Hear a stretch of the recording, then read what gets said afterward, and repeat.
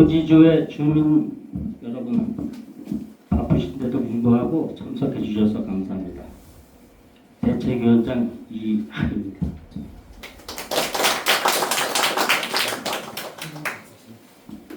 우리는 신곡 용연지구 수용을 최소한 지킬 수 있을 때까지 지키자라는 거고요. 공시시가도 너무 낮아 25년도 공시시가를 올려놓고 수용할 수 있도록 이의신청을 하여 오른 토지가 감정평가 받아야 합니다. 해서 불가피하게 수용이 발동한다면 토지 보상 금액을 최대한 많이 받고자 하는 겁니다. 그러기 위해서는 1차 협의 감정평가가 있는데 감정평가를 잘 받아야 합니다. 2차 수용 재개발 평가가 있고요. 3차 이의제결 감정평가가 있습니다. 4차 행정소송 평가 끝으로 정해지는데요. 4차까지 투쟁한다는 각오로 존치가 안 된다면 최대한 보상금을 많이 받자는 겁니다. 토지주 중에 1차 감정평가에 보상금액을 받을지 말지를 결정하시는데요. 나는 보상금액이 미치지 못한다 하시면 토지주분들은 대책위를 믿고 성원해 주시면 2차, 3차, 4차 마지막 행정소송까지 간다는 좋은 결과가 있을 거고요. 토지주분들께서는 금전적으로 부담 없이 진행되므로 협조만 잘해 주시면 됩니다.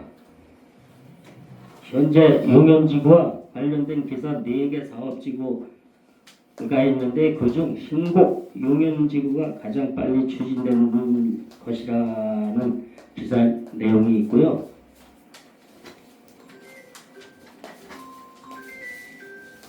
오늘 토지 수용에 따라 고구려 법무법인 전문 변호사이신 신석범님 외 임지연 변호사님, 구성원 변호사님, 직원분들 참석하셨고요. 설명에는 다음과 같습니다.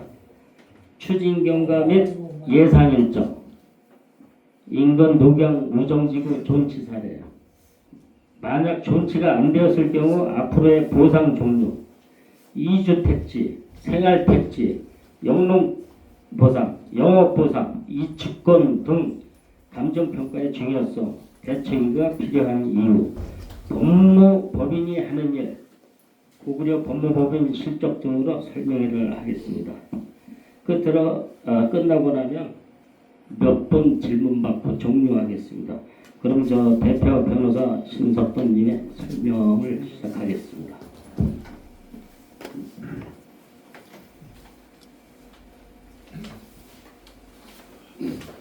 예, 안녕하십니까.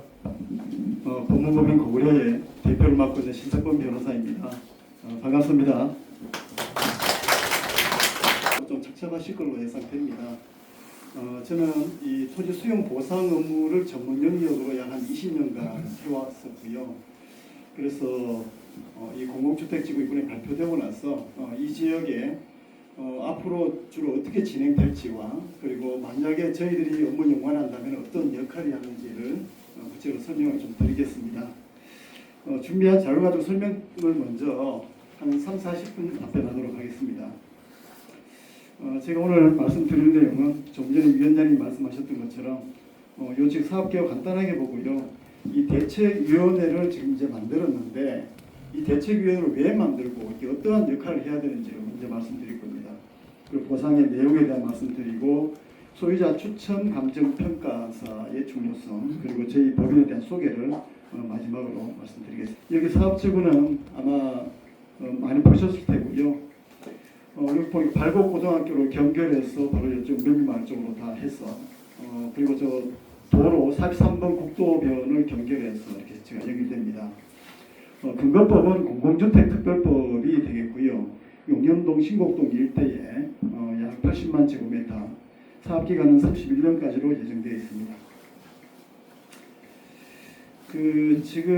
지금까지 공식적인 일정으로 나온 것은 지난 11월 5일에 지구 지정을 위한 공람 공고, 즉 이제는 이 사업을 한다는 것이 온 국민한테 알려졌다라는 의미를 지닙니다. 그게 났고요. 나머지 그 25년부터는 앞으로 그 예상 일정입니다. 모든 사업을 하려면 전략 환경 영향 평가라는 걸 하게 되고요. 이때도 필요하다면 대책위 차원에서 개입해 들어갈 필요가 있습니다.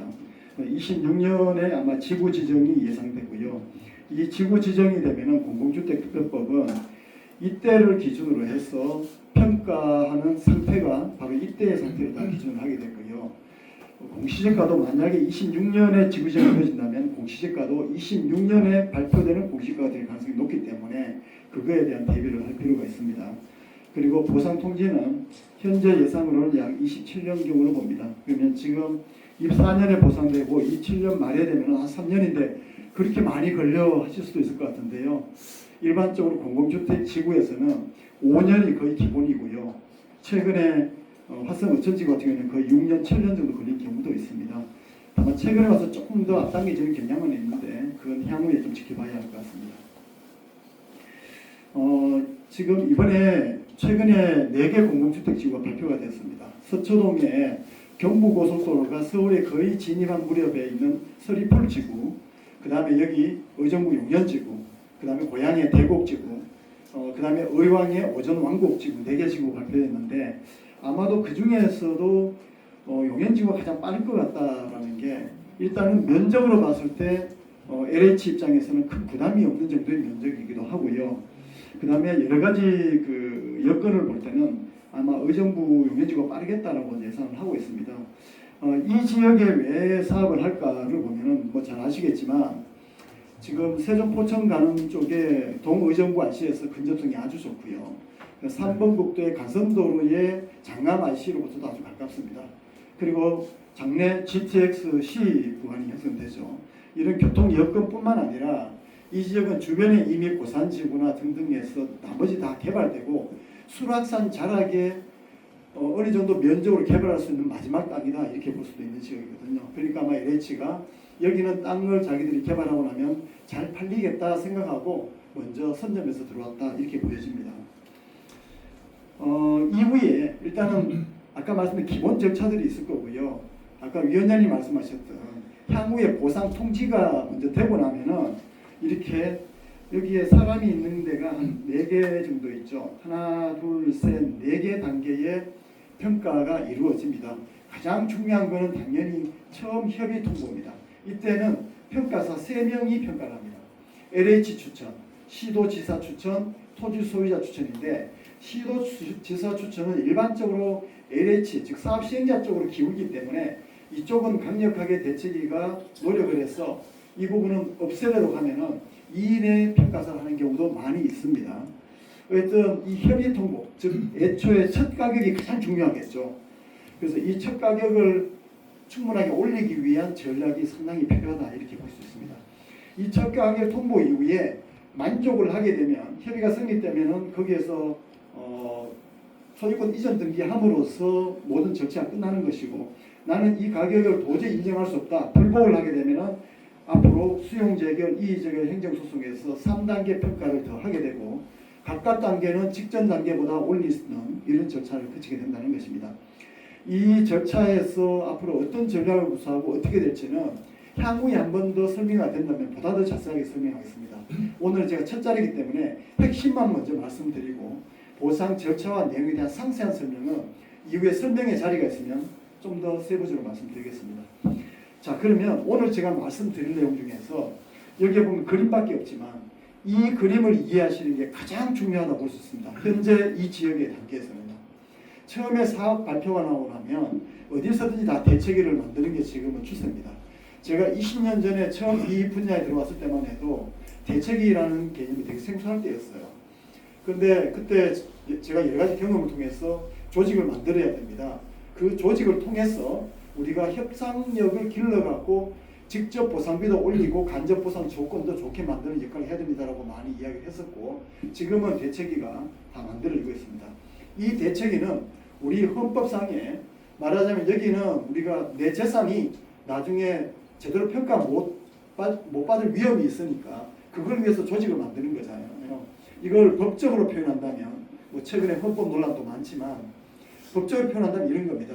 여러분들의 재산권은 헌법 23조에 규정된 헌법상의 기본권입니다. 근데 이 기본권을 대통령도 시장도 국회의원도 누구 하나가 구체적으로 도와서 지켜줄 수가 없습니다. 이거를 제대로 평가하기 위한 노력은 각 개인의 토지주든 아니면 이 토지주들이 세력을 모아서 협상을 하든 이렇게 해서 풀어나갈 수밖에 없겠죠. 바로 이 대책이라는 것은 헌법의 또 다른 기본권인 결사의 자유, 여기에 따라서 조직을 만들고 이후에 활동을 할 때 집회 시위의 자유, 또 다른 기본권, 그 다음에 신문에 낼 수 있는 언론 출판의 자유, 민원을 넣을 수 있는 청원권, 이런 다른 기본권들을 활용을 해서 이 토지주 개인으로서 사업 시행자를 상대하려면 아주 미약한 일입니다. 그죠? 여러분들 LH가 어떤 조직인지 아십니까? LH는 2008년 이명박 정부 출범하면서 토지공사와 주택공사가 합병을 해서 약 3만 명 규모로 출발을 했습니다. 우리나라 공기업 중에서 인원과 자산 면에서 최대 규모이고요. 그 다음에 2021년 단기 순이익만 5조 6천억에 이를 정도로 우리나라의 웬만한 대기업도 따라오지 못할 정도의 순이익을 많이 내는 공기업입니다. 어떻게 보면 사적 기업보다도 더 많은 이익을 내고 있는 기업이죠. 이 많은 조직만 있을까요? 돈도 많죠. 그리고 이 사람들은 뭐가 있겠습니까? 이 수많은 지역에서 수십 년 동안 주민들을, 토지주를 다뤄본 경험이 많습니다. 그래서 주민들을 어떻게 세력의 힘을 좀 줄이고 자기들의 목적을 달성할지에 관한 전략과 경험이 아주 많다는 얘기입니다. 이 막강한 사람을 부딪힐 때 우리가 아무 경험 없는 사람 한두 명이 찾아가서 민원을 넣는다고 들어줄까요? 그렇지는 않을 겁니다. 그렇기 때문에 여기 계신 분들이 가질 수 있는 유력한 힘, 가장 중요한 것은 바로 합법적인 떼법을 할 수 있는 조직을 만들어서 이 조직의 힘을 키워서 LH가 우리 이야기를 일정 정도 들어주지 않으면 안 되는 조건과 상황을 만들어서 협상을 해야 된다는 겁니다. 그 협상은 반드시 책상에 앉아서 하는 것이 아니라 그 힘이 있으면 LH가 자기들이 나름대로 주판날을 튕겼을 때 차라리 보상을 더 주고 가는 게 더 사업을 빨리 가겠다라든지 아니면은 이런 주민들의 반발을 최소화시키고 사업을 원활하게 가기 위한 그렇게 조건을 만들어 나가는 게 그게 바로 대책의 핵심 역할이라고 합니다. 그래서 여기 대책을 빨리 만드시고 하는 거 참 잘하는 일이시고요. 만드는 것만이 중요한 게 아니라 제가 이런 비유는 조금 송구스럽긴 하지만 LH가 지금 최첨단의 미군이라면요. 여기 계신 분들은 아직까지는 호미와 삽을 들고 농민군이라고 볼 수 있습니다. 그죠? 앞으로 이 조직을 더 강하게 만들고 전략적으로 더 가다듬고 여러 가지 투쟁의 로드맵을 잘 만드셔가고요. LH로부터 협상의 국면을 확실하게 만들어낸다면 좋은 결과를 가져올 수도 있습니다. 저희들이 가장 최근에 요 인근에서 보상되었던 포천의 송무 2지구라고 뉴스테이 사업지구가 있습니다. LH가 있고 약 25만 평을 하겠습니다. 거기에는 최초 보상가가 이제까지의 LH의 수도권의 어느 지역보다도 잘 나와갔고요. 거기 위원장님은 그 토지주들로부터 밥을 참 많이 얻어먹었다고 해서 흐뭇해하시거든요. 언제든지 그 근처에 한번 멀지 않으니까 확인해 보시면 알 겁니다. 워낙 모범적으로 하나의 대책위가 끝까지 가면서 협상력을 강하게 가져갔기 때문에 마지막 보상 평가를 하는 순간까지도 그 협상력이 작동하면서 좋은 성과를 만드는 데 이해가 있습니다.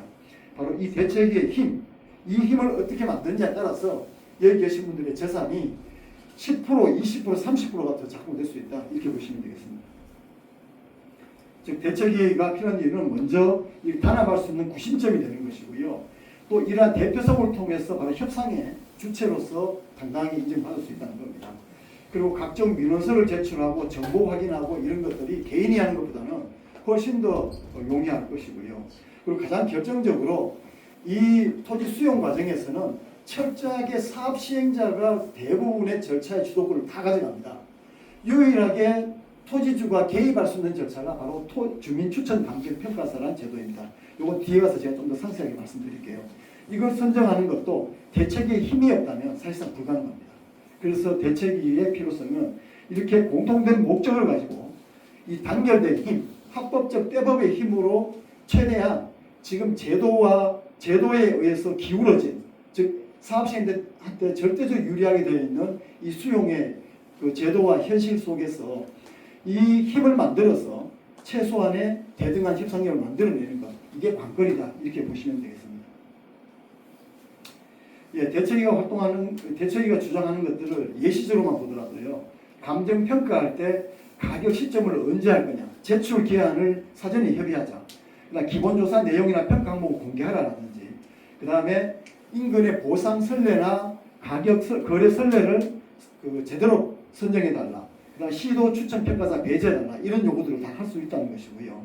생활대책용지, 아직은 좀 어려운 용어일 텐데 여기에 영농보상이나 영업보상을 받으실 분이 있다면 그분한테는 소위 말해서 나중에 상가딱지라는 게 나옵니다. 한 6평, 8평짜리 상가딱지가 나오는데 그걸 생활대책용지라고 합니다. 이 생활대책용지가 받았을 때 6평, 8평으로 직접 개발은 불가능하잖아요. 보통 딱지를 모아서 할 텐데 그 딱지가 프리미엄이 붙으려면 그 생활대책용지 자체의 조건이 줘야 됩니다. 즉 위치를 어디로 할 것인지, 그 다음에 조성원가에서 생활기본시설 설치비를 제외한급으로 해달라는 요구라든지 여러 가지 조건을 유리하게 해달라는 요구를 협상 조건으로 내걸 필요가 있고요. 또 법 외 위로금, 이 기본 보상금 외에 우리가 마을이 해체되고 뿔뿔이 흩어짐에 따르는 어떤 정신적인 위로금으로서 또 요구할 수도 있을 거고, 양도소득세의 감면 지급 요구도 가능할 거고요. 또 여기에 만약 농사 짓는 분들이 많이 있다면 스마트팜 요구를 할 수도 있습니다. 가장 최근 올해 7월에 LH가 보상했던 수도권의 유일한 지역이 화성 어천지구로 가고 있고 거기에 유일한 대책이 있고 거기도 저희들이 자문했습니다. 거기는 LH 사상 최초로 공공주택지구에서 스마트팜이 만들어졌습니다. 스마트팜은 시설 영농을 통해서 고부가 가치 도시에 공급하는 야채라든지 이런 것들을 공급하는 구조인데요. 이거를 조성원가 기초로 해서 분양을 받고 거기에 따르는 생산시설, 견학시설, 판매 이런 것들까지도 다 포함해서 만든 예가 있습니다. 그러니까 저희들은 그런 경험을 다 가지고 있고요. 그래서 이러한 요구들도 가능하다는 얘기입니다. 이게 다 대책위가 있었을 때 가능한 것이다 이렇게 볼 수 있겠습니다. 자, 그 다음에 이 마을에는 저희들이 처음 위원장님을 만나면서부터 들은 얘기가 있습니다. 이 둥뱀이 마을을 존치할 수 없겠냐 이 말씀을 하시더라고요. 제가 우리나라의 토지 수용이 여러 가지 면에서 되게 가혹합니다.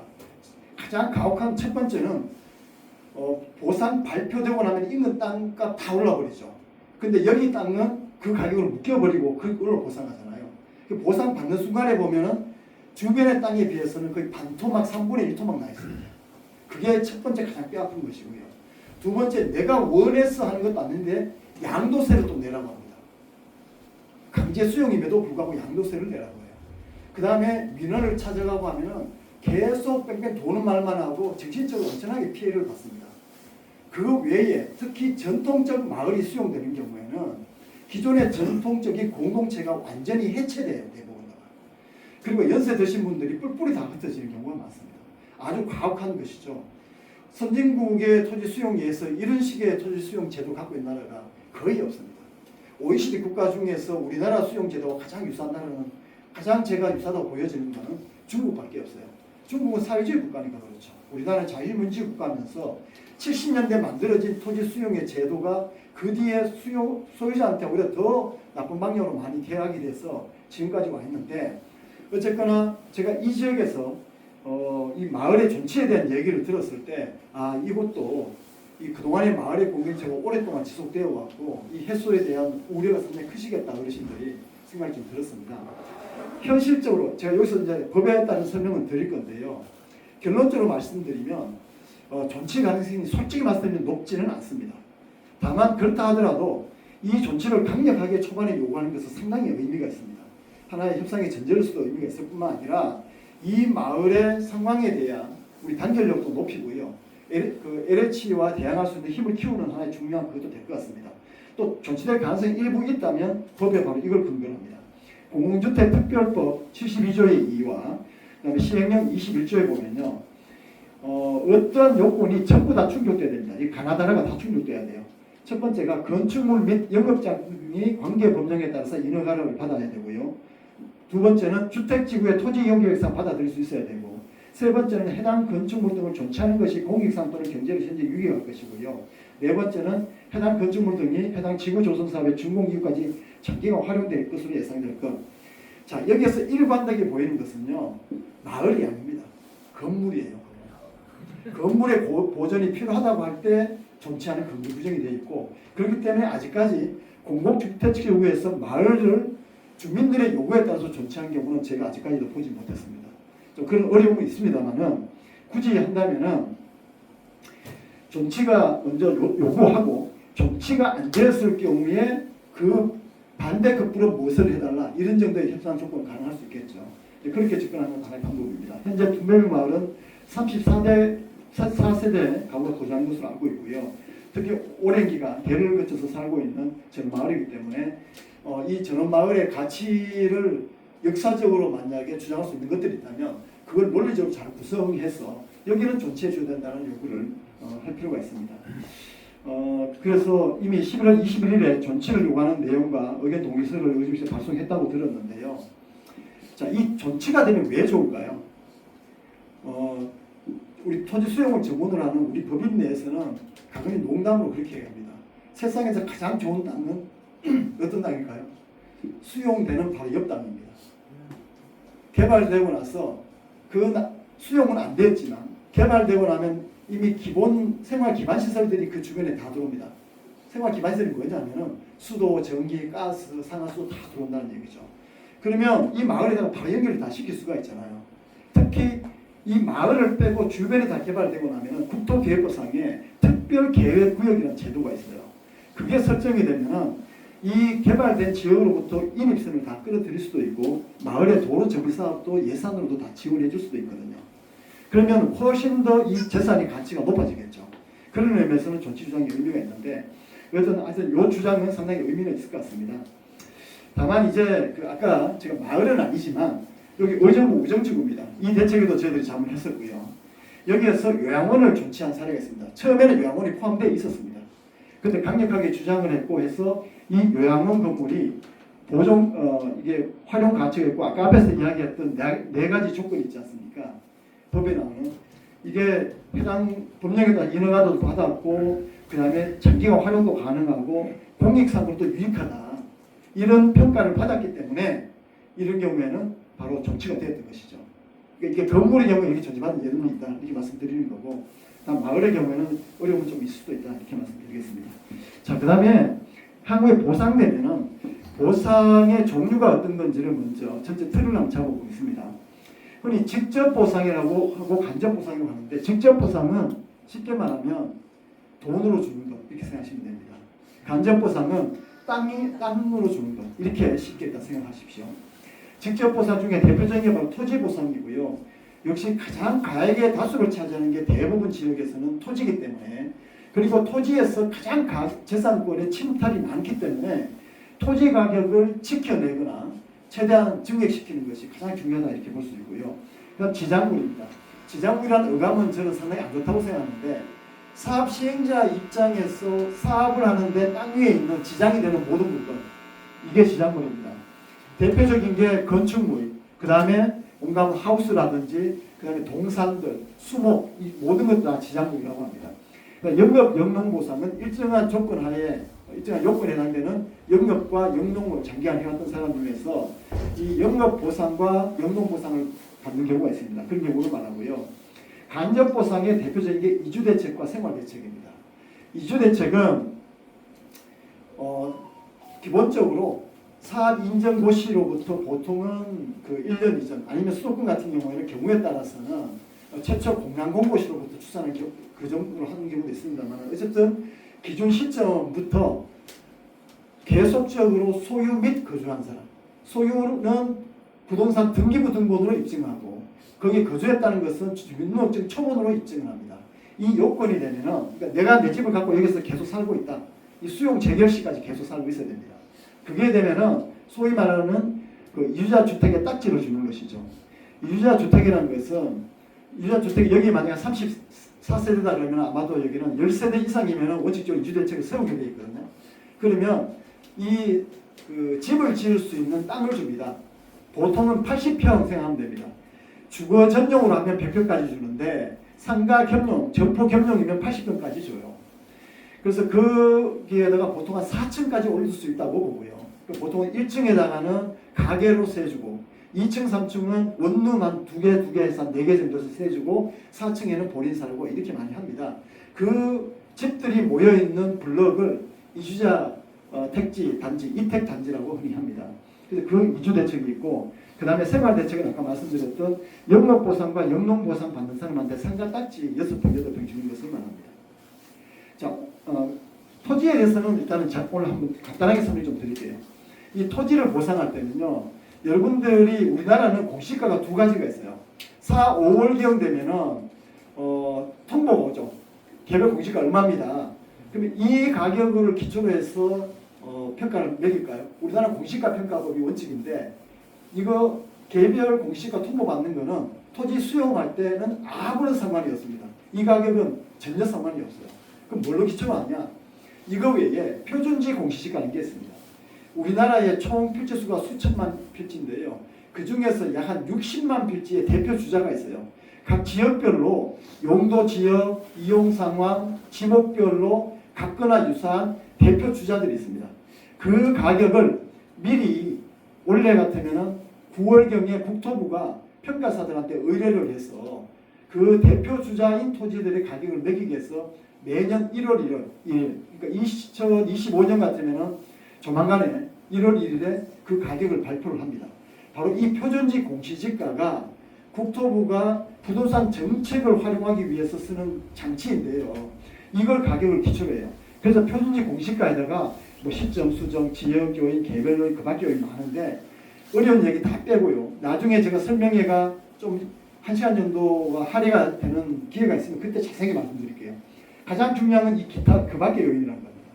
이게 소위 말하는 과거의 어르신들이 뭐 이렇게 그 새마을 도로 내고 할 때 수용된 경험이 있다면은 야, 나 몇 배수를 받았다. 배수라고 얘기했던 겁니다. 그때는 3배수, 4배수 이랬죠. 요즘에는 그렇게 배수가 잘 안 나옵니다만은 이게 뭐냐면 공시지가에 얼마 정도를 더 받았다 이 얘기입니다. 우리나라 전국의 토지에 지금 현재 공시지가가 시가에 한 얼마쯤 되느냐를 통계를 보면요. 전체 전국의 땅값의 평균을 예를 들어서 100만 원이라고 보면은 현재 우리나라 공시지가는 한 67만 원 정도 된다. 이렇게 통계가 나와 있습니다. 그럼 67만 원을 100만 원으로 만들어 줘야 되거든요. 시가에 대한 보상을 해야 됩니다. 우리 헌법 23조 3항에 가면 공공필요에 의한 재산의 수용 사용 제한은 법률로 사되 정당한 보상을 하라고 되어 있고 이 정당한 보상은 시가 보상이고 근데 시가는 변동을 하고 모르니까 어떻게 하느냐면 시가를 알아내기 위해서 바로 이 공시지가하고 시가하고 비교하기 위한 장치로서 인근의 주변에 보통은 이전에 수용했던 가격 이거하고 비교를 하는 겁니다. 여기 같으면은 법조타운이라든지 아니면 고산지구라든지 이런 것들을 비교한다는 얘기죠. 그 가격하고 비교해서 이 공시지가의 한 그 기존의 보상 선례하고 곱해서 어느 정도 되느냐 이렇게 본다는 얘기고요. 그 다음에 그걸 먼저 곱해주고 난 뒤에 내 땅하고 또 그 비교 표준지하고 비교를 합니다. 6가지를 비교해요. 도로 상황이 어떤지 보는 가로 조건, 그 다음에 교통망을 보는 접근 조건, 땅 모양을 보는 해지 조건, 그 다음에 그 주변 환경을 보는 환경 조건, 행정 규제를 보는 행정 조건, 그 다음 기타 조건 이런 것까지 다 봐서 어떤 복잡한 방식으로 수치화해서 감정평가 결과를 도출해냅니다. 이 과정에서 좋게 말하면 평가사의 재량에 의해서 하는 것이지만 이 수치 1, 0.1 이거에 차이에 따라서 엄청난 차이를 가져옵니다. 예를 들어서 이 그 밖의 요인이 예를 들면 여기에 대지에 관해서 그 밖의 요인이 2.0과 2.01이라는 차이가 있다고 봅시다. 그러면 0.1입니다. 0.1은 우리 평상시에는 눈에 안 들어오는 숫자죠. 그런데 이 0.1의 차이만 나면 어떤지 아십니까? 이 지역의 대지에 관해서 토지 가격이 10%가 차이 난다는 얘기입니다. 그럼 이 미미한 숫자를 가지고 얼마나 심각한 요동이 있겠습니까? 그죠? 그래서 이 그 밖의 요인을 끌어올리기 위한 노력을 집중적으로 해야 됩니다. 이걸 하기 위한 전략이나 이 부분들은 이후에 대표적으로 상세히 말씀드릴게요. 지금 당장 펼쳐야 될 전략이 있습니다. 대표적인 게 예를 들면 예산의 공개 투쟁 필요합니다. LH도 예산을 움직이기 때문에 예산이 높지 않으면 아무리 높여달라 해도 높여줄 수가 없어요. 시민들이. 그죠? 지금은 우리 이 지역의 토지 가격을 볼 때 이 정도의 우리 요구 수준이 얼마다 예산액을 공개하라 이런 투쟁들을 할 필요가 있습니다. 그렇게 해서 향후에 그 밖의 요인을 높여서 가격 높이기 위한 전략을 좀 펼칠 필요가 있습니다. 그 외에 여기 보상 내용은 오늘 내가 간단하게 설명을 좀 드릴게요. 어차피 이거를 오늘 뭐 여기까지 다 하면 너무 복잡해지니까. 이게 지작물 보상은 이런 식으로 뭐 이전비로 보상하고 있습니다. 그다음에 영업 보상 기본적으로 직전 3년 동안의 영업이 국세청에 신고된 영업만 의미합니다. 그걸 평균으로 해갖고 한 달치를 산출해내고 4달치만큼 준다 이렇게 보시면 되겠습니다. 그대로 보시면 영농보상은 땅이 없어지면 아예 못하기 때문에 이거는 휴업이 아니라 폐업에 준해서 조금 전에 말한 그 2년치를 주는데 일반적인 벼농사라든지 이런 것들은요 아예 통계청에서 나온 자료가 있습니다. 그 한 평당 뭐 10,000원 이런 식으로 다 정해져 있습니다. 그렇게 해서 2년치를 준다 이렇게 보시면 되겠습니다. 그 다음에 이제 아까 이주자 택지, 그 다음에 이주자 주택, 유정착금, 주거이전비, 이사비 이런 게 있는데요. 이주대책은 여기 혹시 다 살고 계신 분들이니까 여기 쉽게 오셨겠죠? 그러면 요걸 조금 더 설명을 드릴게요. 이주자 택지는 공람 공고일로부터 1년 전을 기준으로 해서 수용 재결일까지 주거용 건물의 소유 및 거주, 아까 말했던 대로 그렇게 하고 있어야 되고요. 그러면은 80평 또는 100평을 준다. 그리고 이 조건은 주는 조건은 조성 원가에서 보통 한 80% 정도 되는 수준입니다. 법상 용어로는 조성 원가에서 생활 기반 시설 설치비를 뺀 가격이라고 하는데 한 조성 원가의 80% 된다고 보시면 되겠습니다. 그 다음에 유자 주택은 아파트 딱지 주는 건데요. 유자 택지와 유자 주택과 유정착금은 선택 사항인데 여기는 무조건 유자 택지 받으셔야 된다 이렇게 말씀드릴 수 있습니다. 요즘 유자 주택 아파트 프리미엄 안 붙고요. 이주정착금은 최대가 2,400밖에 안 됩니다. 2,400만밖에 안 됩니다. 볼 필요 없습니다. 무조건 유자 택지고요. 얼마 전에 많이 문제가 됐던 성남 대장동 같은 경우에 LH가 보상하고 난 뒤에 유자 택지를 받고 나서 프리미엄이 처음에는 한 4억에서 시작해갖고 나중에는 10억까지 올라간 적이 있습니다. 그러니까 프리미엄이 클 수 있기 때문에 유자 택지를 받고 또 유자 택지 조건도 좋게 받아서 프리미엄을 높이는 전략이 필요할 겁니다. 그 다음 이거 택지와 주택과 정착금은 선택인데 주거 이전비와 이사비는 별개로 또 받습니다. 추가로 받는 건데 이것도 나중에 상세한 설명은 추후로 하겠습니다. 생활대체용지는요. 그 영업자, 영문자 생활대체가 각각 뭐 6평 내지 8평 있는데 이것도 추후에 좀 더 상세하게 설명드리겠습니다. 그 외에 이제 이주권에 관심이 있으시다 그랬는데요. 이 주권은 이 지역에 해당되는 거는 공공이주권, 일반이주권, 제2주권 중에서 법상의 공공이주권에 해당됩니다. 공공이주권이란 공익사업의 시행으로 인해서 주택, 근린생활시설, 공장, 종교시설 등 건축물이 수용되는 경우에 발생하는 경우인데 문제는 이주 대책의 대상자가 되어버리면 이주권이 별도로 못 받습니다. 이게 예전에는 인정된 때가 잠깐 있었는데 이게 감사원의 지적사항이 되어갖고 그 뒤로부터는 LH 내부 규정에 의해서도 그리고 이 시행령에 의해서도 이주대책이 수립된 경우에는 이 주권은 안 된다 이렇게 보고 있습니다. 이 주권은 그린벨트 내에 건물을 갖고 있다가 그게 토지 수용되면요 다른 그린벨트 인근에 그린벨트에다가 집을 지을 수 있는 권리예요. 우리 그린벨트 집 못 지잖아요. 그런데 이게 이제 프리미엄이 워낙 세니까 아주 해당되기만 하면 좋은 조건이 됩니다. 향후에 이주대책 대상자가 아니면서 이주권의 대상이 될 수 있는 건물이 있다면 그 부분들은 저희들하고 상담을 해서 직접 노력하면 좋을 것 같습니다. 그 다음에 여기서 이제 간단하게 설명할게요. 향후에 보상 시에 이제 주로 이런 것들이 쟁점이 되면은 보상금을 작게는 한 30-40%에서 많게는 2배, 3배까지도 증대시킬 수 있는 요소가 되기 때문에 이런 부분이 있다면 상담을 반드시 하시는 게 좋습니다. 예전부터 이게 지목상으로 임야인데 아주 옛날부터 한 60년대 이전부터 실제로는 밭으로 쓰고 있는 경우, 과수원으로 쓰는 경우 꽤 있잖아요. 그죠? 이런 경우에는 보상금이 아주 커집니다. 여기 조금 넘어가서 서울에 가면 중북동 쪽에 거기에 그 SSC공사에서 개발했던 신내 1, 2, 3지구 혹시 아시나요? 신내 지구라고 있습니다. 그 지역이 특히 그게 많았어요. 산기슭에 과수원이 많았거든요. 그게 15년 전의 일입니다. 제가 유일하게 7배 올려본 적이 있습니다. 지목은 임야인데 아주 옛날부터 거기에다가 무허가 건물을 짓고 사셨던 거예요. 거기다 집을 짓고 사셨어요. 그런데 이거를 임야로 보상을 해버린 겁니다. 그런데 그 무허가 건물은 89년 1월 24일 이전, 즉 현재 보상법 시행령 시행 이전에 지어진 무허가 건축물은 적법한 건축물로 간주가 되는 법령에 부칙 규정이 있고 그거에 따라서 그 밑에 있는 땅은 임야가 아니라 대지로 보상해야 된다 이렇게 되니까 거의 7배로 올라가더라고요. 그러니까 예를 들면 이런 쟁점이 있기 때문에 임야가 전으로 바뀌어도 마찬가지입니다. 거의 한 1.5배, 많으면 2배까지 올 수도 있으니까요. 이런 것들 주목할 필요가 있고요. 이건 아산 탄경 태권도라고 우리가 최근에 법원에서 실질적으로 이렇게 받아낸 경우입니다. 그래서 보상금을 추가적으로 이것만으로도 4억 50만 원 더 증액받았던 케이스가 있습니다. 그 다음에 건축물이 무허가에서 적법으로 내린 경우 이런 경우가 있습니다. 이런 것도 좀 복잡한 그 사안인데 하여튼 내가 무허가 건물에 따르면 무조건 상담을 해줬어요. 그럼 저희들이 보면 여러 가지 요소가 많아요. 이 무허가 건물이 언제 지어졌는지가 되게 중요합니다.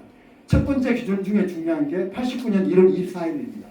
89년 1월 이전, 즉 88년도 올림픽 회의 있었던 그때까지 그 전에 이미 지어졌다면 이 무허가 건축물은 적법한 건물로 되고 설사 그게 밑에가 전답에 불법 행질 변경을 해서 지었다 하더라도 적법한 대지로 인정할 수 있다는 얘기니까 그런 것들은 유념하시면 되겠습니다.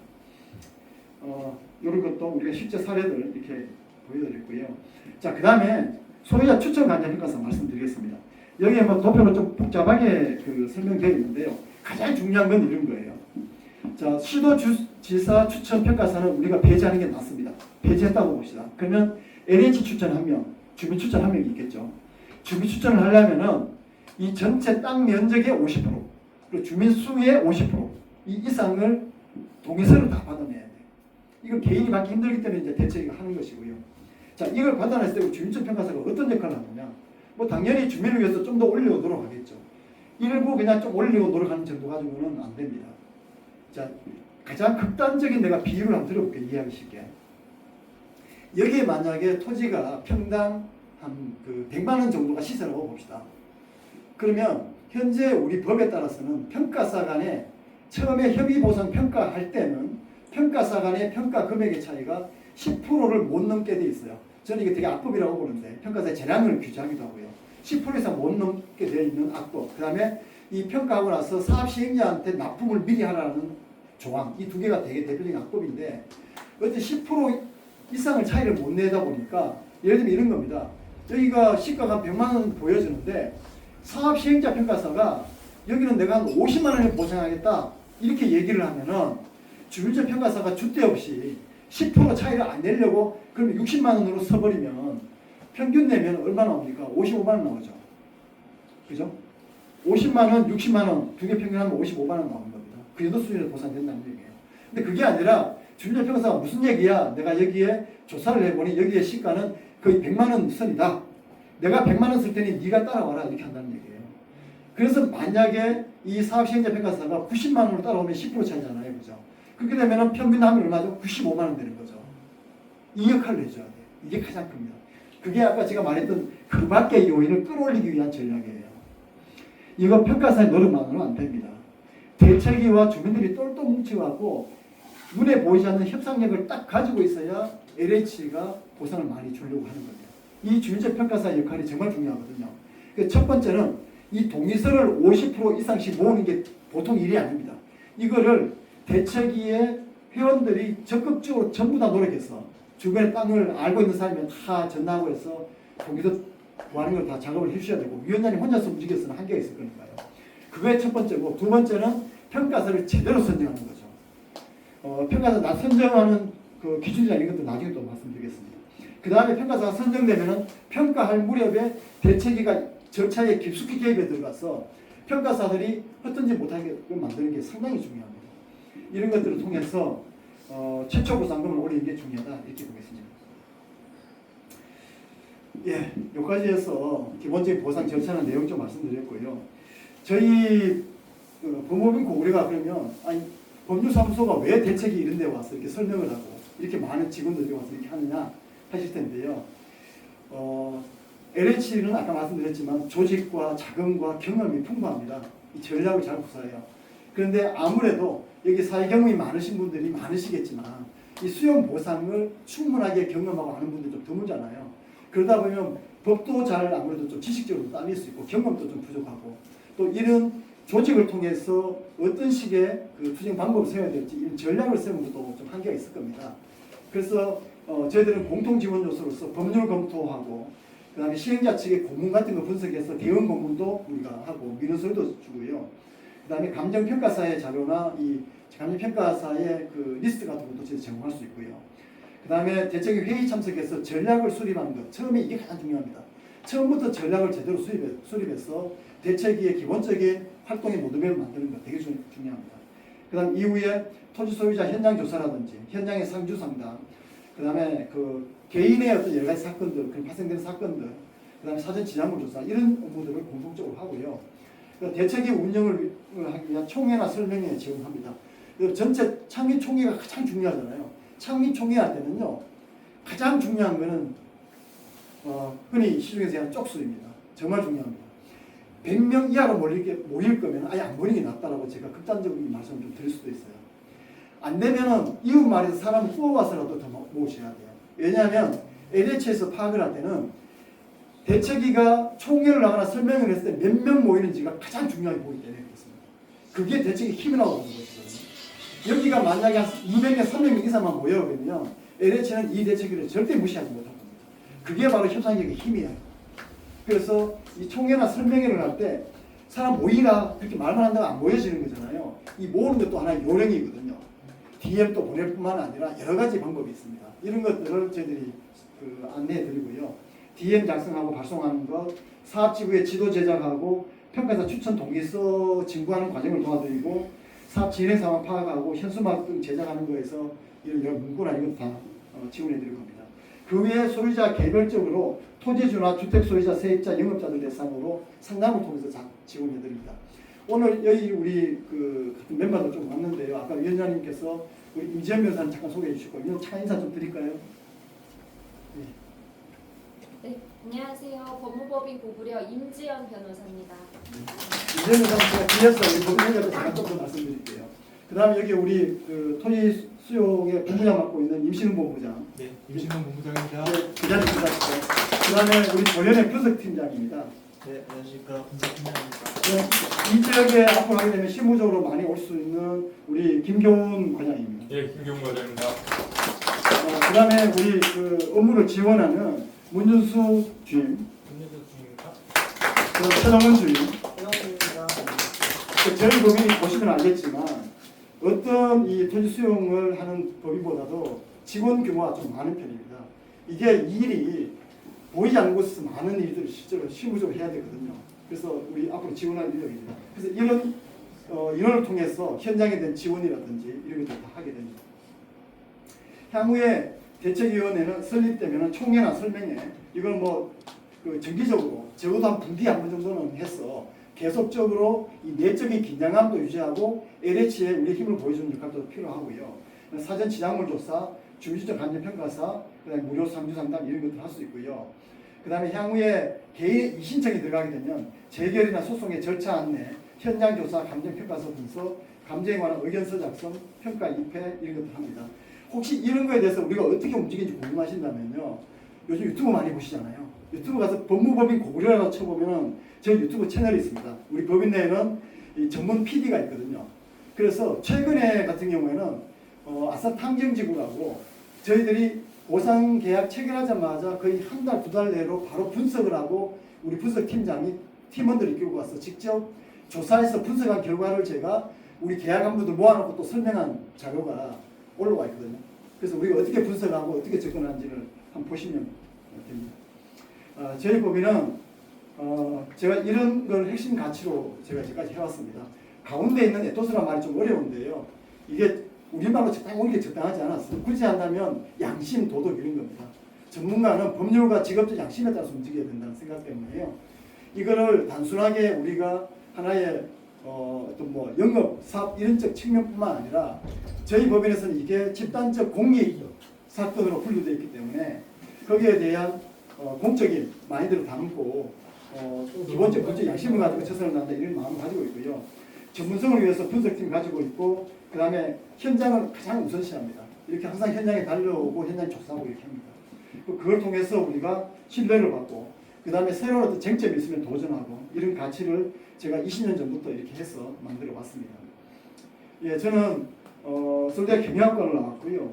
그리고 그 변호사 되고 나서 이전에 코로나로 해서 좀 그만두긴 했습니다만 세종대학교에서 그 헌법과 행정법 강의도 했었습니다. 조금 전에 저도 보면 여기 보면은 그 전문 분야 등록 증서라고 있습니다. 이거는 대한변협에서 주는 것인데요. 그 해당되는 전문 분야의 사건을 충분하게 많이 하고 여러 가지 판례나 이런 것들 많이 받아내면은 전문 분야 인증을 받는데 이 제도가 처음 생겼을 때 초반부터 저는 수용 및 보상 전문 분야로 오로지 이 분야의 전문성을 가지고 있습니다. 우리 임지연 변호사님도 역시 우리 사무실에서 벌써 8년째 일하고 계시는 파트너 구성원 변호사님이시고요. 바로 토지 수용 및 그 보상에 관한 전문 증서를 가지고 계시고 등록되어 있으시고 그 다음에 우리 유튜브 지금 해서 법률 지식을 알려드리는 역할을 지금 하고 있습니다. 저희 법인 내에는 전문 변호사가 6명이 이렇게 있고요. 그 다음에 토지 보상팀, 분석팀 해서 우리 요 업무만 전담하는 인원만 직원으로서 한 13명 정도가 있습니다. 예, 뭐 그래서 저희들은 이런 감정평가에 대한 전문 지식에 자신이 있고요. 그리고 많은 경험과 노하우를 가지고 있습니다. 그리고 현장 주입지를 하고 있고 저희들이 대책에 대해서 자문하는 거는 2년이든 3년이든 5년간에 별도로 자문료를 받지 않고 무료로 해드린다 이렇게 볼 수 있겠습니다. 그동안에 제가 한 지역은 여기에 일부만 그야말로 담은 겁니다. 한 20년 동안 많을 때는 1년에 100개 이상의 대책위를 꾸준하게 계속적으로 자문해왔고 아마 예전에 법무법인 청목이라는 이름을 해왔고요. 그 뒤에 제가 거기에 공동대표에서 이 고구려를 만들면서 계속 이어서 더 전문성을 살려서 하고 있습니다.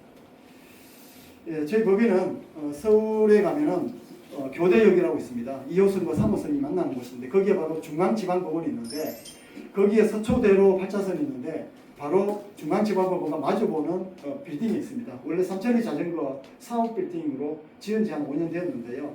저희들이 첫 입주를 하고 나서 아직도 여기 있습니다. 예, 여기까지 해서 저희 소개까지 드렸습니다. 도움이 좀 됐습니까? 네. 네, 감사합니다.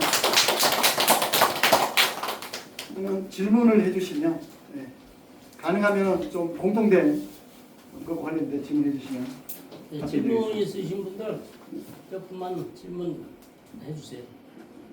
이주 대책이라는 거는 네. 그게 바로 막 그 답이 안 나오고 언제가 될지 네. 그런 거는 그거에 대한 좀 자세한 설명 좀. 아, 예, 알겠습니다. 주택가시면 안 그래도 이주택지. 이주택지는 일단은 여기 공람공고가 11월 5일에 있었잖아요. 그거로부터 1년 전. 그러니까 작년 23년 11월 5일 이전부터 앞으로 여기가 보상금이 통보되었을 때 내가 협의를 바로 그 가격으로 해버리면은 협의 계약 체결할 때까지. 협의를 안 하고 보통 한 6개월 뒤에 다시 평가하고 올라간 금액으로 수용 재결 금액이라는 걸 다시 줍니다.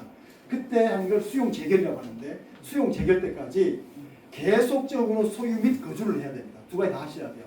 LH가 가장 독하게 했던 게 고향의 덕은지구라고 있는데 거기 아파트가 있었거든요.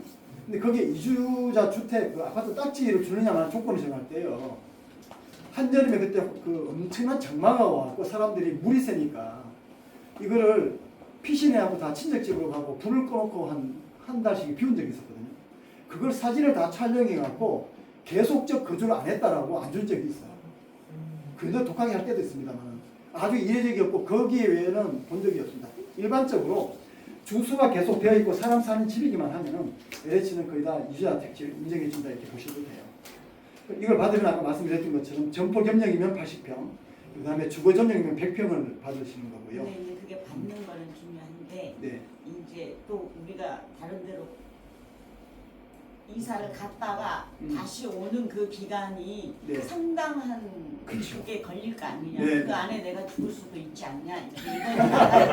이 동네는 나이 드신 분도 많고 그러니까 그거 감에 저기서 감 떨어지게 기다리는 아하. 그렇게 걸리는 거냐 아니면 뭐 그거 정확한 그 사람들이 해주겠다 그러고 언제 그리고 네. 최고 나쁜 자리를 주시고 알겠습니다. 알겠습니다. 네, 일단 뭐 그렇게 빨리 돌아가실 것 같아 전혀 아니십니다.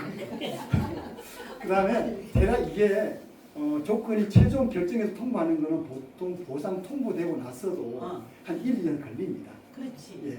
그리고 자리가 그 다음에 맨 먼저 수용 재결 나고 나면 그 다음부터 토목공사를 다 해요. 평탄화도 하고 그 다음에 그 밑에 기반에서 다 설치하고 합니다. 그게 되고 하는데 물론 이주야 택지의 위치는 그 전에 결정되죠. 언제쯤 결정되냐? 대략 앞으로 한 2, 3년 정도 후에 우리한테 안 알리면서 비밀리 할 겁니다. 제가 이제 오늘 더 자세히 말씀 안 드렸던 거는 대책이 전략 중에서 가장 중요한 게 초반에 LH하고 협상 국면이 형성되면요. LH하고 협상이 마련됐잖아요. 그때 LH에서 누가 나온지가 아주 중요합니다. 여기 보상사무소 소장, 보도 차장급이거든요. 그럼 거기 업무보좌관은 과장, 이 두 명이 보통 나옵니다. 초반에. 이 사람들 나중에 다 바뀌어요. 계속. 수시로 바뀝니다. 이 사람 아무것도 몰라요. 이 이주야 택지 어떻게 이런 거. 이걸 안 사람 누구냐? 모든 개발 사업에는 최초의 사업 계획이 있고 나중에 실시 계획이라는 게 있습니다. 실시 계획을 담당하는 엔지니어급인 차장과 부장급이 있습니다. 그 사람이 이걸 키맨이에요. 근데 이 실시 계획을 만드는 과정은 LH가 절대 공개를 안 하려고 하는데 대책이 힘만 있으면요. 그 실시 계획을 엔지니어 담당자를 추적시키라 해서 추적시킬 수 있습니다. 바로 화성 어천지구에서는 회의를 할 때마다 항상 그 사람을 참석을 시켰고 심지어는 대책 힘이 워낙 강하니까요. 거기에는 세종시에 있는 국토부 사무관이 회의할 때마다 항상 화성까지 왔습니다. 대책의 힘에 따라서 제가 이제까지 국토부 사무관이 그 3자간 그 회의할 때마다 참석하는 예는 화성 어천지구밖에 못 봤어요. 어쨌든 그런 과정을 통해서 이주야 택지의 위치는 우리가 원하는 대로 만들어야죠. 이주야 택지 위치 어디가 가장 좋을까요? 상업지구에서 가까우면서 이후에 땅의 효용성이 커지는 곳. 그러면서도 인근에 약간 하천이 있거나 이렇게 해서 그 여러 가지 여가나 이런 운동의 접근성도 좋고 그런 땅을 먼저 찍어야 돼요. 그래서 우리가 정하는 건 아니에요. 우리가 정하는 건 아닌데 최초의 사업 계획을 보면 도면이 나옵니다. 그걸 보면서 나중에 이제 협상 들어갔을 때 이주야 택지 우리는 여기를 원한다고 강력하게 주장을 하셔야죠. 실제로 대책 힘이 있으면 거의 그쪽으로 많이 딸려옵니다. 그 화성 어천지구 같은 경우에도요. 이택 위치는 우리 보고 알아서 찍어라. 우리가 몇 번 바꿔가면서 다 했는데 다 들어줬고요. 생활대책 용지에 그 지구도 어디 할지도 거의 그래서 제가 말씀드린 게 협상력만 기르면은 그런 것들의 위치가 다 우리가 요구할 수 있다는 거죠. 이런 것들이 바로 협상의 가장 중요한 요소들입니다. 자, 한 주문만 더 네. 질문 있으시면 말씀하세요. 좀 드셨습니까? 예. 그 지금 여기 모이신 분들이 뭐 이 동네 분들 같은데 대책위에 다른 지구에서 이 대책위원회라는 게요. 네. 지금 이야기원장님 계시지만은 어느 정도 범위로 이거를 처음부터 제대로 갖춰가지고 그러니까 여기서 조금 늘려가는 거냐? 네. 아니면 지금 저쪽 그 지금 저쪽 벤츠 사거리 거기까지 지금 이게 지도에 있는데 네. 극히 일부란 말입니다. 네. 그런 구성을 가장 효율적으로 앞으로 하려면 네. 처음부터 어떤 기준에 의해서 대책위가 만들어지는 것이 네. 좋은가 네, 궁금합니다. 알겠습니다. 이게 지금 지구가 되게 기형적으로 생겼잖아요. 그죠? 특히 이쪽 우리가 여기 있는데 이쪽 지역하고 이쪽 지역은 아마 거리도 좀 멀고요. 잘 모르실 수도 있고 뭐 이쪽도 여기 이 부분도 애매합니다. 여기 특히 인야를 엄청나게 많이 포함시켜서 사업성을 좀 극대화시켰어요. 이 사람들 보니까. 그런데 여기에도 이제 그 초등학교 들어간 쪽은 뺐고 여기 이제 그 발고 고등학교까지 빼고 이렇게 하는데 마을로는 여기가 가장 이제 많이 포함된 거죠. 그리고 아무래도 제가 보기에는 이 부분까지는 하나의 대책으로 갈 가능성이 높다고 일단 보여집니다. 근데 이쪽은 모르겠어요. 이제 별도의 대책이 생길지는 모르겠는데 처음에 여기는 일단 면적이 일반적인 주택지구보다는 아주 큰 지역은 아닙니다. 뭐 보통 100만 평 이상 넘어가면은 신도시급이라고 하는데 그렇다 보면은 여기에는 가장 좋은 거는 대책이 하나로 하는 게 가장 좋죠. 이 전체를 포괄할 수 있으면서 그러니까 여기 말뿐만 아니라 반대쪽에 있는 마을 사람들 다 포함되는 게 되면 좋은데 또 초기 단계에서는 서로 누가 대책을 만드는지 모르고 하다 보면은 대책이 두세 개 생길 수도 있잖아요. 그런데 자연스럽게 이후에 원활하게 통합이 되고 더 힘이 커지면 베스트고요. 만약에 그게 서로 생각이 다르고 해서 잘 안 된다 싶으면은 신사협정 맺어서 우리끼리 싸우지 말자. 총무는 상대방한테. 우리끼리는 저기 하지만 신사협정 맺고 각자 열심히 하시면 돼요. 그런데 나도 가다 보면요. 결국에는 주민추천 간접평가서 동의서를 누가 모으는지가 협상의 주도권을 가져간다고 보시면 돼요. 그리고 한번 모였을 때 얼마큼 많은 숫자가 모이느냐. 이게 가장 중요한 거죠. 그렇게 되면 그 대책위가 사실상은 LH가 주된 협상 파트너로 인정되거든요. 대략 그렇게 가고요. 여러 가지 경우가 많습니다. 큰 사업주 같은 경우는 하나의 대책에 가다가도 나중에 분열하기도 하고 또 일부러 합치기도 하고 그 다음에 제가 이전에 그 과천 주암지구라고 서울 경마장 있는 주변에 그 화훼단지 쪽으로 기억을 한 적이 있습니다. 거기는 원래 대책위가 4개가 만들어졌어요. 한 3년 정도 활동하고 제가 2개 대책위를 자문했었는데 그때 제가 계속 이야기했거든요. 전체 힘을 모으자. 그러면 협상을 크게 키울 수 있다 해갖고 3년쯤 무렵에 4개 대책위를 힘을 합치고 4명의 공동대책위원장과 수석 공동대책위원장을 했어요. 그때부터 과천시청에서 제가 브리핑을 하면 한 500명씩 막 모입니다. 그리고 국회에서 심포지엄을 열었어요. 서울대 교수님하고 저하고 패널로 나와서. 그 정도로 강경하게 따낸 게 뭔지 아십니까? 아파트 대토를 처음으로 만들었어요. LH가 처음에는 규정이 없어 안 된다고 했거든요.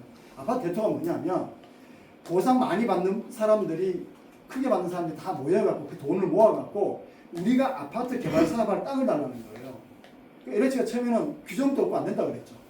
근데 그렇게 대책위가 딱 힘을 합치고 딱 커져버리니까 규정을 만들어갖고 아파트 대토가 최초로 이루어진 역사가 있습니다. 이게 바로 대책의 힘이라는 겁니다. 그러니까 여러분들은 많이 모이면 그리고 힘을 합치면 우리는 강해진다. 이렇게 생각하시면 가장 좋을 것 같습니다.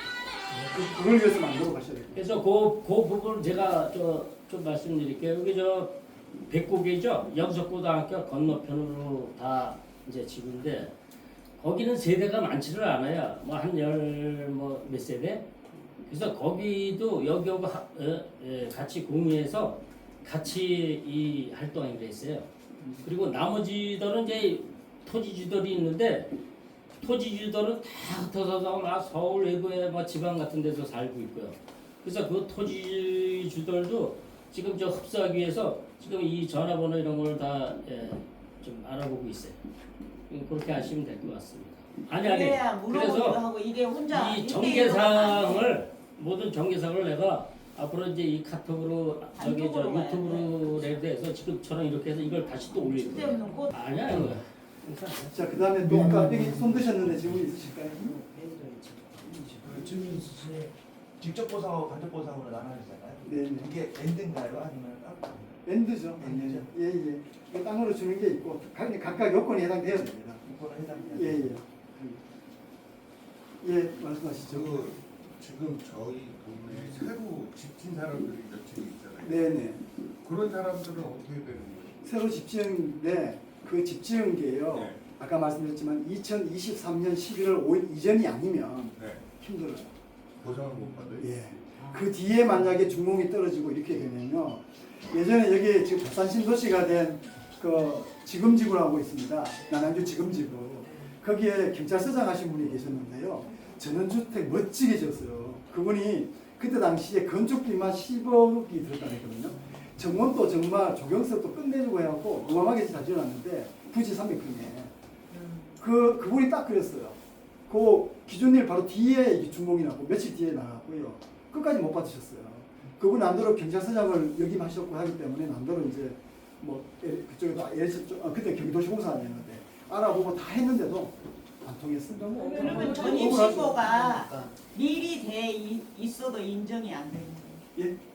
전입신고는 그러니까 미리 돼 건너는 있고 졌는데 두 가지 조건. 그러니까 소유권이 그 날짜 소유권은 그 이유고 전입은 3년 전에 그러니까 말하자면 둘 중에 하나라도 어. 그 이후면 안 됩니다. 아니 전입은 훨씬 전에 한 거야. 아 전입은 전입을 하되 원래 대부분 네네. 뭐 문제가 있으면 그럴 수 있잖아요. 네네. 그럼 전입을 하고 네. 한 몇 년 후에 등기를 쳤다. 예예. 그게 그거를 지금 이제 막연하게 몇 년 이래가 아니고 우리 날짜 봐야 되니까요. 네. 혹시 그런 분이 있으면 저예요. 구체적인 날짜 한번 말씀해 보세요. 그러면 소유권 네. 등기 일자하고 그다음에 이사하신 날짜하고. 제가 이사- 질문할게요. 예예. 잠깐만 제 얘기. 그거를 잠깐만 제 얘기. 저는 저기 13년에 했는데 네. 그러면 저도 못 받네 그러면. 아 2013년에 하셨다고요? 네. 2023년이라고 23년도라고 옛날 얘기. 23년도 지금 얘기하는 거 13년이면 뭐 완전히 해당되죠. 전혀 문제 없습니다. 저 같은 경우는 2020년도에 저기 전입을 하고 네. 24년 5월 1일 날 1년 전. 등기를 그때 하셨어요? 23년 딱딱 경기에 걸린. 예, 근데 이제 전입은 3년 전에 했고 까지 가다가 하여튼 건물 자체를 새로 지으셨어요? 네. 지었는데 네. 준공 날짜가 언제나 5월 1일 원래 5월이에요. 좆된 거지. 아니 근데 2020년 2020년도에 입주를 한 아니 저 네. 전입을 해서 입주는 했어요. 일단은 지금 좀 어려울 수 있었어요. 어떻게 하세요? 지금 갑자기 마음이 쿵 하실 것 같은데. 좆된 변호사님 네. 23년 11월인가 그 신축해서 집을 지은 지가 몇 년, 2, 3년밖에 안 됐거든요. 근데 이 보상이라는 게 제가 시청에다가 취득 신고한 금액으로 기준으로 하는 건가요? 아니요. 그러니까 보상비가 어떻게? 소유권은요. 소유권은 등기부 등기 보존 등기 된 날짜. 보상비가 제가 그 시청에다가 예. 제 집을 등기 그 취득세 낼 때 제가 공사비 얼마 들어갔다고 예, 예. 시청에다가 했잖아요. 그 건물의 보상비 어떻게 나오냐고요? 네, 네, 네. 건물의 보상비는요. 이게 원가법이라 그래갖고요. 일반적으로 평가사들이 건물 같은 경우는 어떻게 되냐면은 먼저 주력 벽이 어떤 소재냐, 철근 콘크리트냐, 아니면 이런 거, 그다음에 지붕이 뭐 기와냐, 아니면 슬라브냐 이런 것들을 다 봅니다. 아 제가 취득 신고한 취득 그 비용 아니 그거 전혀 적용 안 합니다. 그거 무한하게 합니다. 그거 무한하게 건물의 구조와 면적에 따라서 바로 계산식이 딱 내면 딱 나오게 돼 있어요. 대부분. 거기에다가 지은 때로부터 감가상각이라는 걸 또 해요. 그렇게 합니다. 사무실 연락처를 가르쳐 주시면 안 됩니까? 저희 사무실요? 예, 여기서 그냥 여기 다 공부하고 따로 아니, 그러니까 우리 여기 전화번호는 여기 다 명함들 있습니다. 있으니까 가져가시고요. 개별적인 거는 일로 저녁 시간도 됐고 그러는데 배들 공쳐질 텐데 오늘은 여기까지 가고요. 2차, 3차 계속 저기 설명회를 갖겠습니다. 그러면 어떻게 오늘 질문 여기까지 받고 저 한번 해도 되겠습니까? 예, 말씀하시죠. 아니, 그럼 이렇게 변호사님이 네. 많이 오셨는데 그렇다면 뭐든 해도 돈이 들어가는 거 아닙니까? 네네. 그렇죠. 네. 그게 그런 게 어떻게 이제 해서 좀 저희들이 순위 어떻게 받냐고요? 네. 일단은 대책에 자문하는 거는 네. 이게 5년이든 7년이든 저희들이 무료로 합니다. 네. 저희들은 나중에 보상 통보되면 보상 통보되면은 저희들하고 계약을 하잖아요. 그때는 개별 소유주하고 개별 한 명 한 명으로 다 계약합니다. 그때 계약을 했을 때 첫 보상금에 대해서는 우리가 최대한 노력을 하고요. 그거에 대해서는 아무런 그게 없고요. 그 다음 보상금 때 얼마큼 올리게 되잖아요. 예. 올리는 금액에 예를 들면 한 10% 이런 식으로. 예. 그러니까 그 수수료를 받습니다. 퍼센트 예. 각각의 올리는 금액에 해당되는 금액의 비율 이렇게. 예, 10만 원 올렸으면 예. 그리고 마지막에 소송할 때는 평가비를 소유주가 내야 돼요. 근데 이게 우리가 집단적 공익 소송으로 분류돼서 우리가 단체로 이렇게 들어오게 되면 우리 법인에서 평가비를 대납을 합니다. 그리고 계약서에는 만약에 못 올리면은 아예 평가비를 돌려받지 않겠다는 조항까지 있습니다. 예. 자, 그럼 대답됐을까요? 네. 드리고요. 다음에 또 기회 있으면 시간을 더 주시면 오늘 제가 설명을 충분하게 못 드렸던 거 있잖아요. 그리고 저희들하고 자문계약 만약 될 수 있으면 제 전략, 그 다음에 절차와 내용에 대한 설명을 상세하게 올려드리겠습니다. 감사합니다.